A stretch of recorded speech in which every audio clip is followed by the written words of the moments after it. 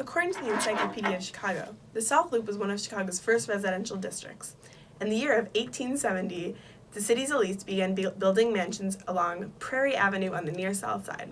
Those who occupied the land we now call the South Loop were predominantly wealthy white elites. The original community of the South Loop included George M. Pullman of Pullman Cars and Philip D. Armour from the Meat Packing Company, both successful men of economic empires.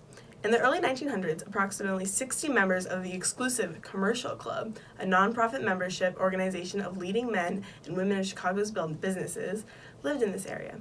In the 20s, these rich white elites began to move out of the area and created a space for the upcoming European immigrants. Waves of European immigrants began to find themselves in Chicago, residing in the South Loop area in hopes of creating a life for themselves.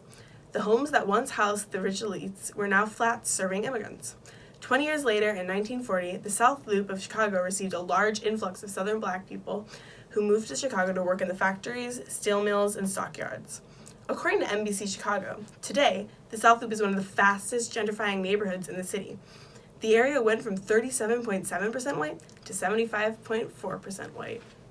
Original South Loop is known for two industries, the railroad industry and the printer's row.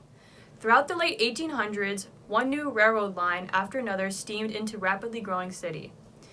Railroads became a common scene in the city, especially in the South Loop. These railroads served both cargo and humans, transporting goods from one end of the city to another and serving as a route from state to state. By 1900, railroad tracks filled the area from State Street to Clinton Street, serving freight depots and other passenger stations. Conveniently, Chicago became the nation's printing center. Many high-loft buildings in the area filled the narrow blocks. The city's printing industry would produce newspapers, and the railroads would deliver them around the city. Chicago was a thriving and flourishing economic jewel at the time. Eventually, the decline of inner-city rail passenger travel brought about by the advent of jet airlines led to the decline of passenger trains. Moreover, changes in the printing industry had emptied out the printer's row. The two elements once served as Chicago's driving factors were slowly decreasing and disappearing. The industries that once led Chicago had an ample amount of unused land from the abandoned railroads to empty printer rows. Downtown businessmen organized a corporation to build a new community on the 51 acres. Once more, according to the Encyclopedia of Chicago, pioneering architects and developers had recognized the potential of loft buildings in Printers Row. They were converted into apartments as Dearborn Park was being built.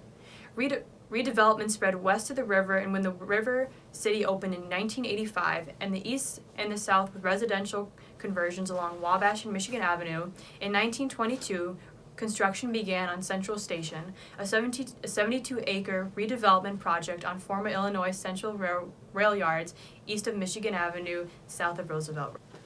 Today, the South Loop is home to many successful prosperities, including restaurants, shops, and small boutiques, family-friendly activities, and a plethora of businesses. While the South Loop is a thriving economic jewel, like many other neighborhoods, it faces its adversities. Unfortunately, in recent years, the South Loop has received an ample amount of criminal behavior. It is one of the most crime-infested neighborhoods in the city, labeled with the highest crime rate. According to Trulia, a website that utilizes crime reports to provide valuable information on the relative safety of homes in the city, showcases that in the South Loop in the past year alone, there has been 2,183 accounts of criminal behavior. Comprised of counts of theft, vandalism, assault, robbery, and burglary, how has this happened over the past few years is a great question to analyze. As more and more individuals occupy the South Loop, either for housing, schooling, or the workforce, it has also invited predators to prey on innocent individuals. Since there are so many people, criminals find it an easy target to commit a crime. The Chicago Police Department is an institution that is working towards ending these extremely high crime rates. The department constantly reminds civilians to keep an eye on their surroundings and stay alert at all times. For our service learning project, we decided as a group to volunteer with the Red Door Animal Shelter to make dog toys for the community out of recycled t-shirts. The South Loop is one of the most dog-friendly neighborhoods in Chicago. Unfortunately, having a dog can be extremely expensive. The average yearly cost for a dog ownership is $1,571. Depending on one's current social economic status, this can really empty your wallet. Many people who want to have a dog and treat their dog with treats and toys do not have a high enough income or revenue to afford decent care for their pet. By creating free and exciting toys, we have enriched the lives of countless dogs and their families from the financial burdens of owning a pet. Our vision Our vision is to ensure that every dog gets the happiness and resources that they need in their life to live the fullest. Many people today do not value dogs' lives the same as the humans. Many people think that dogs do not have emotions, memories, or a conscience. These people are wrong. Dogs have a hormone called oxytocin, and this allows them to feel affection and love. And without the love and care that humans should give dogs, this hormone will not be produced. Dogs also have an autobiographical memory similar to humans. Dogs are just as important as humans, and they should be loved and cared for just as people are.